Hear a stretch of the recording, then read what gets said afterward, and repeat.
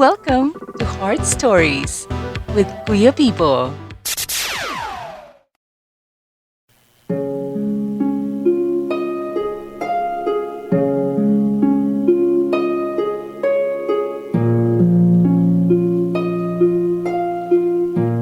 Kawiner, pabalik diri sa atin yung Heart Stories subong hapon.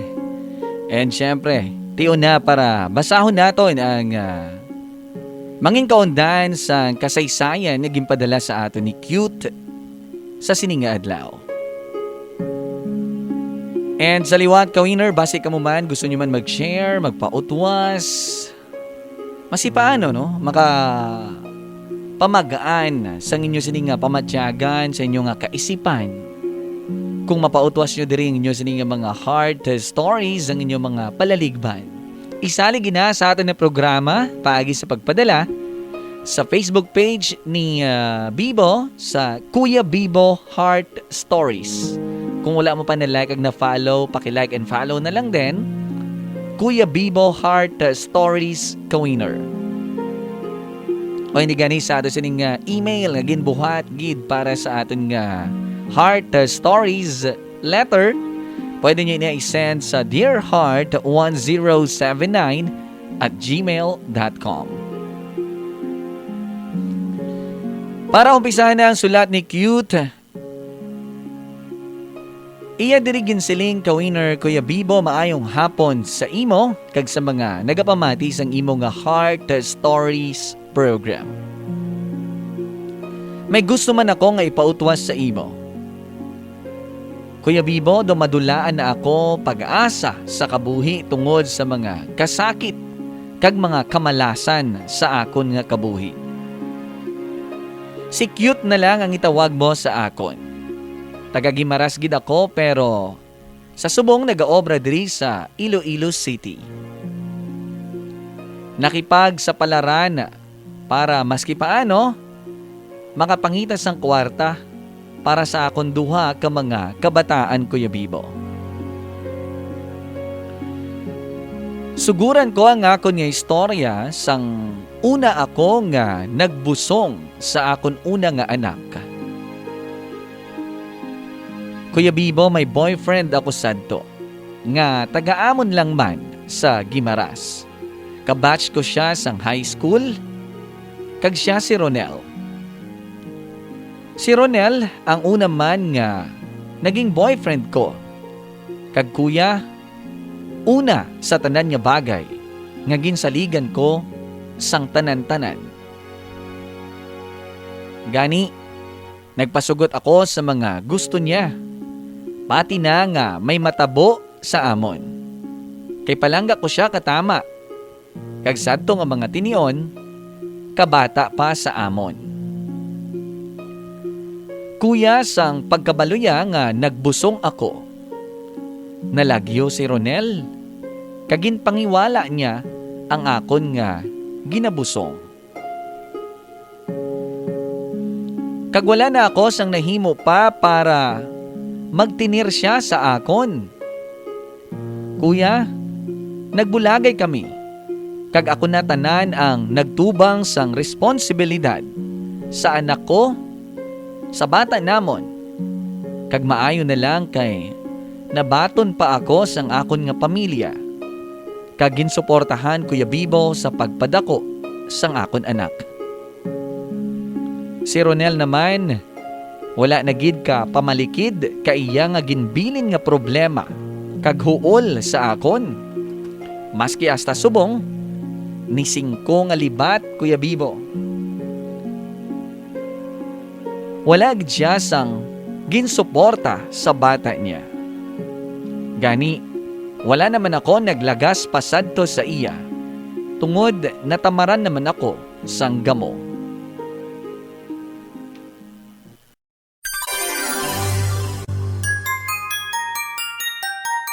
You're listening on Heart Stories, and music and Heart Billionaire. Subscribe now.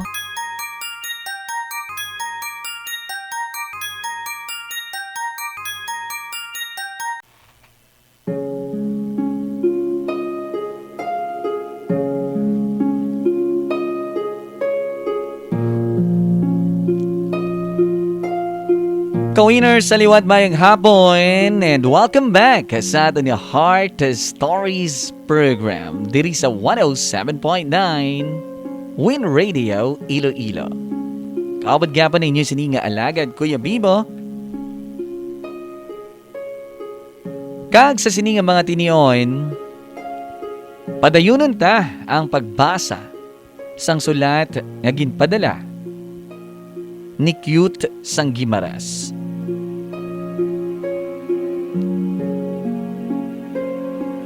Sa kasugpon sang iya nga heart story ka-winner, Kuya Bibo sa natabo sa amon ni Ronel, ginbaton ko na lang sang hugot sa tagipusuon ko. Kuya Bibo nga hindi na siya sa akon, kag hindi ko na siya mapilit pa.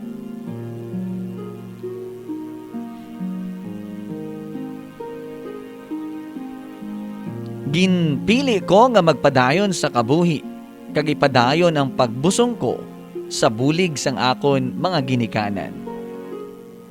Pigado lang kami kuya, gani mahambal ko nga hindi nangin madali ang inagyan ko samtang ginabusong ko ang amon anak hasta nga makabata ako Kuya Bibo.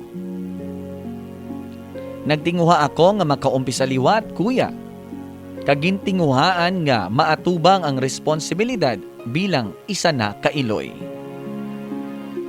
Kuya, sa kaluoy sang mahal nga Diyos, nakatibawas man sa mga pagtilaw kag kapigaduhon. Kuya, hasta nga naka-move on na gid man ako kay Ronel, kag may nagpabatsyag liwat nga lalaki sa akon. Sa una, kuya, pilit ko nga ginabaliwala kay tungod nahadlok na ako nga magsalig paliwat sa lalaki. Isa pa, ang anak ko na lang ang sa pensar ko sadto, kag siya na lang ang rason para sa akon nga maghimakas sang todo. Pero sobra kakulit kag kapursigido si Ayan. Nagaobra siya sa munisipyo kuya. Ako naman, sa balaligyaan kag pamahawan, gatimbang, iya ka taga-amon man nga baryo, ang mga amo ko. Permida siya gabakal si Ayan, kag permin niya ko gina-istorya-istorya, kag nagwapahan siya kuno sa akon. Kagastas ang ulihi, nagprangka na siya nga, mangaluyag siya kuno sa akon kung pwede. Hambal ko sa iya, ngita na lang siya sang iban. Kay ako ya, hindi na dalaga, kag may anak na ako. Single mom, may sabit. Pero sabat ni Ayan, anuhon niya kano kay ako ang iya nga nagustuhan. Kag baton niya man kuno ang akon nga sitwasyon, kag handa siya nga batunon kag suportahan ang akon nga anak. Kuya, ang matuod sa una, wala ako yan naghatagid sang oras sa iya. Kag pilit ko ginbaliwala ang iya nga mga diskarte. Nahadlok gid ako ya sa mahimo naman nga matuntuhan ako. Apang kuya, amo na gali no? Kung gugma na gani ang magdikta, mabudlayan ka man magpugong na. Kagamoy nang natabo sa akon kuya. Maski gustuhon ko man nga hindi makipagrelasyon na. Pero tungod sa kaayo kag sa mga ginapakita sa akon ni Ayan, kadasig na lang man sa akon nga magsalig kag magpati sa iya. Kag isagid ka rason, hindi ko man mabutig sa iya nga naluyagan ko naman siya. Palangga ako na si Ayan Kuya Bibo. Gani, wala naman ako kapugong na sang kaugalingon ko kag nakipagrelasyon na ako sa iya.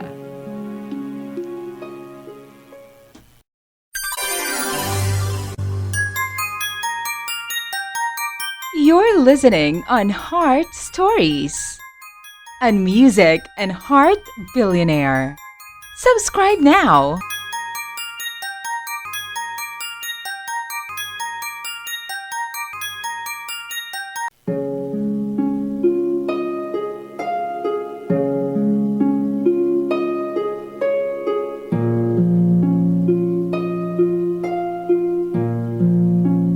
Kawiner, you're in Heart Stories right here on 107.9 Win Radio in Inini. Balikan ta ang sulat naging padala ni Cute sa Gimaras, Kawiner. Sa liwat, base ka mo man may mga tagsa-tagsa man ka mga problema, mga heart stories nga kinahanglan nyo ipautuwas kag isalig diri sa atin na program.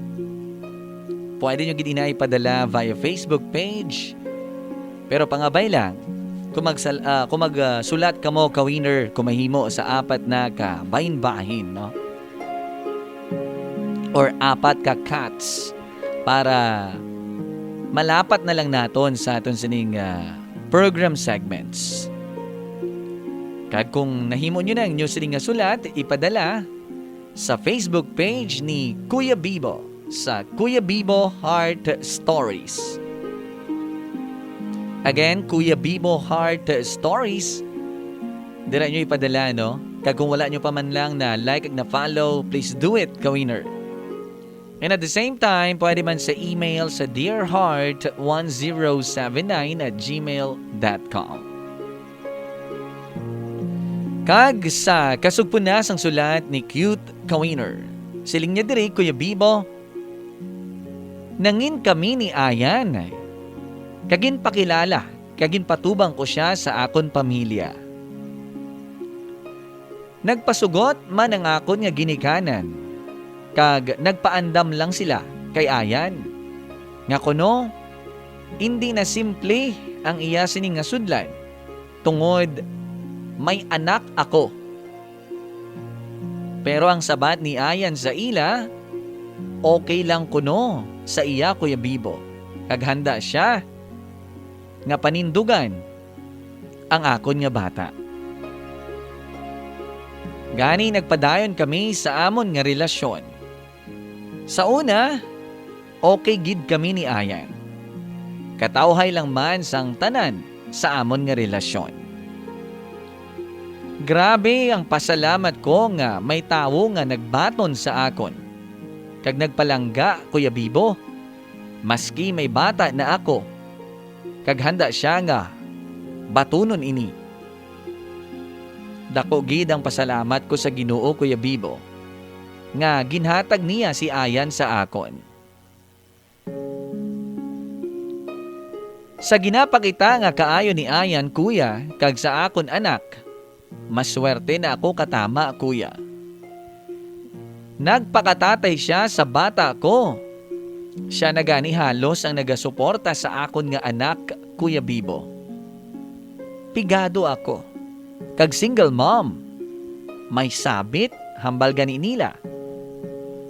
Pero wala niya inigin kabig nga mga lalang sa amon nga pag-upod.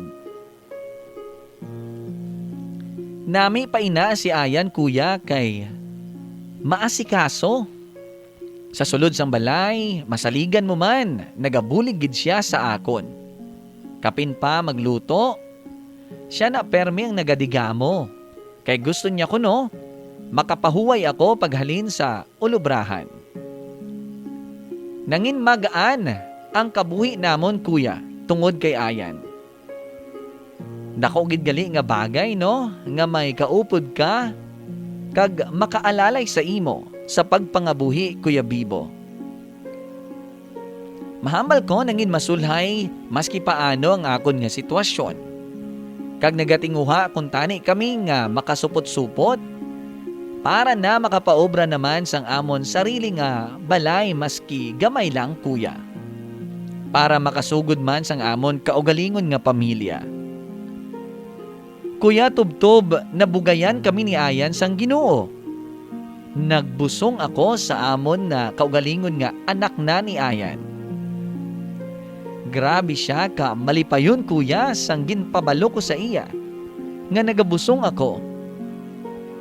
Baw, Kuya, daw halos Sa hindi niya na ako paobrahon, kag maski sa sulod sang balay, siya natanan. Sa isip-isip ko, amo ni gali ang feeling nga ginatagaan ka sang importansya sang lalaki nga ginapalangga ka.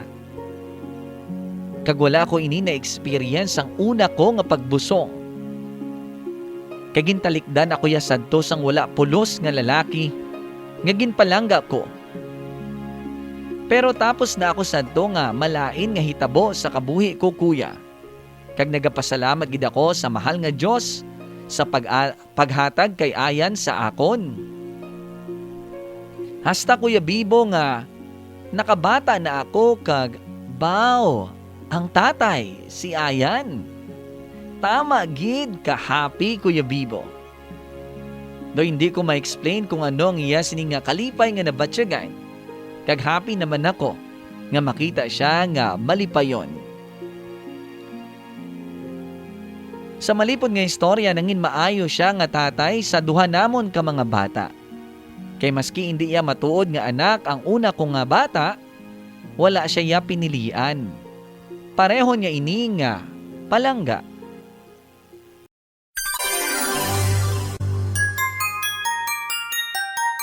You're listening on Heart Stories, a music and heart billionaire.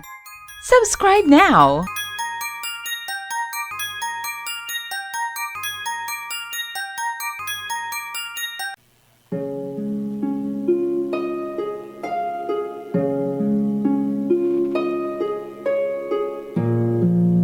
Ka-winner, welcome back in our Heart Stories.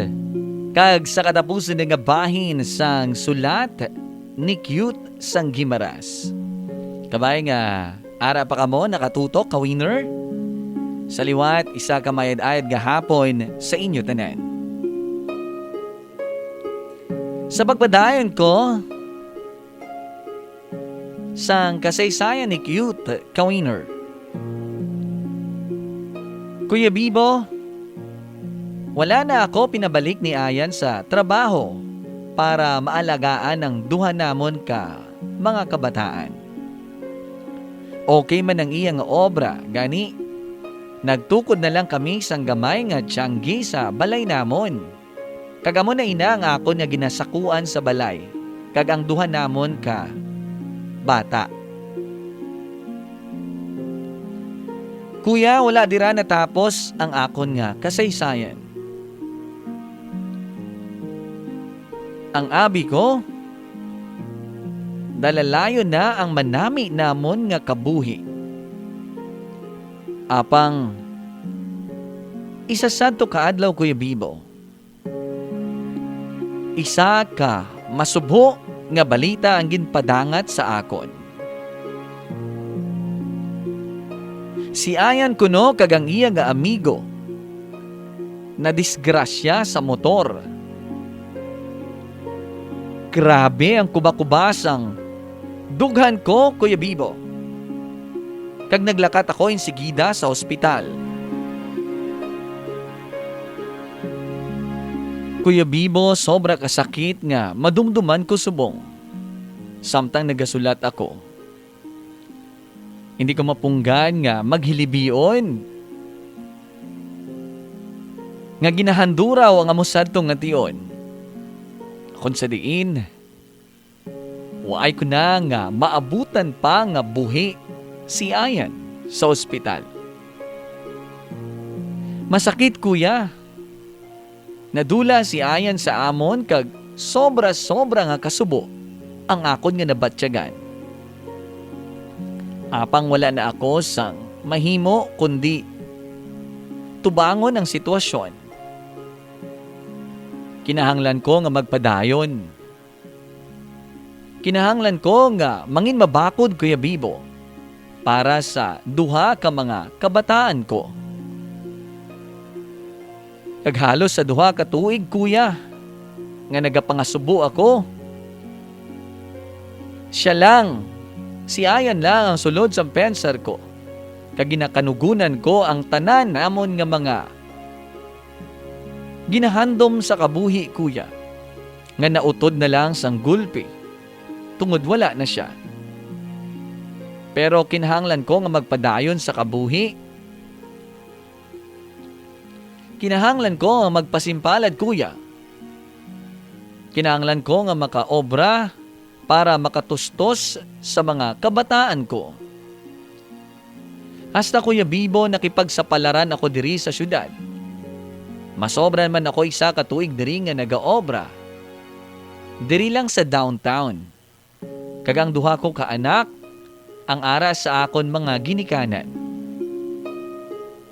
Kuya, sa subong akuon ko, may lalaki naman nga gusto magsulod sa kabuhi ko.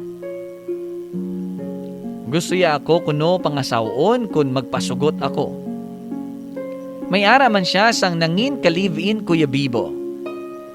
Pero nagbulag man sila kay nagpanglalaki ang iyang partner. Pero ako nahadlok sa matuod lang nga magsulod paliwat sa relasyon kay dawala gid ako sang swerte. Base sa una lang maayo, kag sa ulihi, ako na naman ang mabilin nga nagaisahanon kag mabudlayan lang ako. Ang subong ginakonsiderar ko gid nga ang mga bata ko ang una.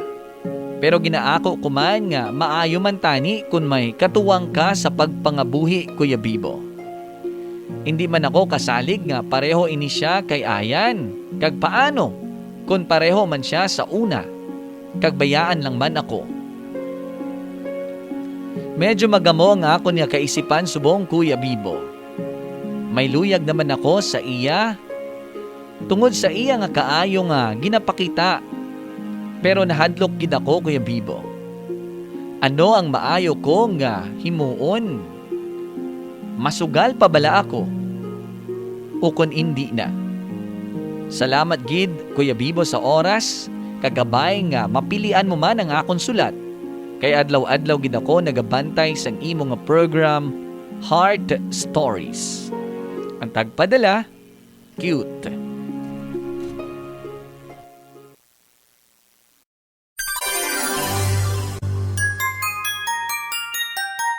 You're listening on Heart Stories, on Music and Heart Billionaire. Subscribe now.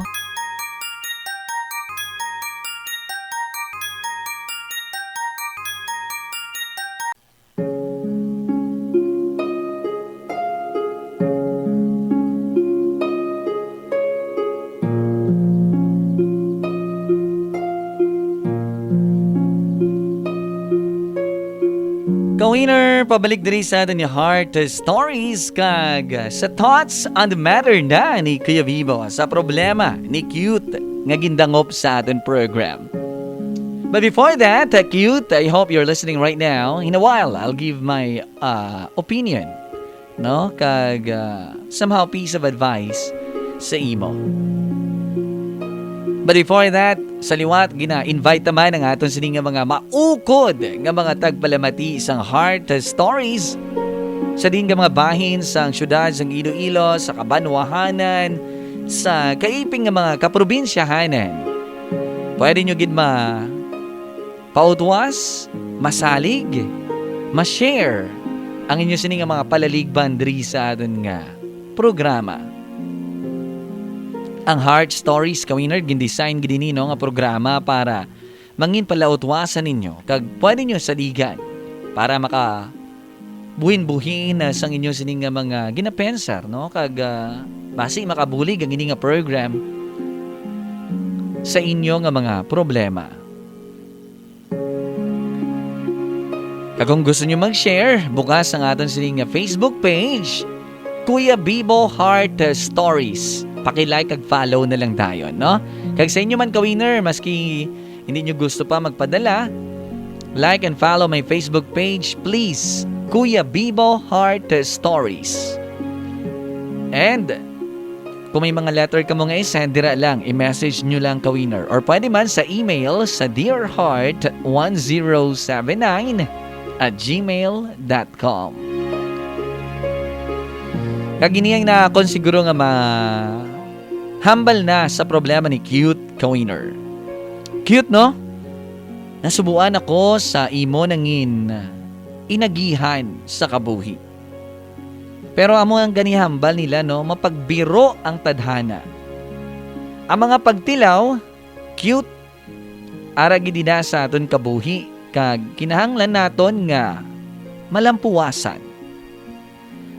Amo man ini ang mga rason, no? Ining mga pagtilaw nga ini, mga challenges, trials, sometimes do ka nami naging mag-surrender. Pero mapati ka kag sa indi. Amo man ini ang mga nagapabakod pagid sa aton sa mga magaabot pagid nga mga paghangkat. Kay mangin parte gid ina sang kabuhi ta samtang nagaginhawa kita. Hindi kita maubusan sa problema. Kag dapat buo perme ang aton sining nga buot, no? Matibay para tubangon ining mga pagtilaw nga nagaabot sa aton. Anyway, sa imo nga ginapamangkot sa subong about sa lalaki nga ini, no? Nga nagapalapabatyag sang iya nga tinutuyo sa imo. Well, honestly, hindi ko man direkta masabat ina, no? Nga masaligan siya or hindi. Because hindi ko man siya kilala. No? Para nga husgaran. But then, ang punto ko nga gusto ipalabot sa imo is this. Kung sugalan mo naman ina, or masugal ka, no? Subong, timbang-timbanga anay ang sitwasyon. Lubos mo na siya bala nga nakilala, ang pagkatawo niya, ang kaayo na iya, nga ginapakita niya sa imo, expected na ina iya, kiti always ginaya best foot forward. O ang kaayos ang tao, amo ginayang una niya nga ginapakita kung nagapangaloyag siya or may kinahanglan siya sa imo. So ipakita ya ginaya una ang maayo. Pero ang padalman mo is kayano niya ayhan ikaw nga unungan. I-konsiderar ta ha nga hindi lang ikaw, may duha ka kabataan nga dapat niya man batunon kag hakson. Sincero siya bala kag handa siya bala nga sudlo ng pangabuhi nga tatlo na kamo ang palanumdumon niya. May kapasidad siya ihan cute nga batunon ng imo kahimtangan. Ina, hindi na yan masabat sa malipot lang nga mga tinion. Kinahanglan tagaan sang nagakaigo nga panahon. Inapasiguro ang dapat mo tagaan sang sapat nga oras para makapanimbang-timbang ikaw kung ano gid kasinsero ang lalaki nga ina sa imo. Para sa akon, wala sang malain nga maghandom ka nga makakita sang lalaki nga makaupod pa sa kabuhi. Apisar sang may duha ka na ka mga anak, kag duha ka masubo nga mga inagihan sa paghigugma. Tanan kita deserve to love and be loved. Kag ikaw, deserving ka nga palanggaon kag magpalangga. Ang akon lang nga matun-an mo anay sang maayo. Kay hindi na basta-basta nga imo lang kaugalingon mo ang paminsaron mo subong. Kay dapat kaupod mo na diri nga makonsiderar ang duha mo kakabataan. Ang mangin kaayuhan nila, kag dapat mangin paborable man sa ila ang imo nga mangin desisyon. For now, cute, take time. Take it slow. Mainsakto nga oras para dira. God bless you, cute. Kagkabay, nga kung ano man ang makapamaayos sa imo, ihatagid sa mahal nga Diyos sa imo cute kag sa imo kabataan. Madamo gid nga salamat sa pagsalig sa Heart Stories.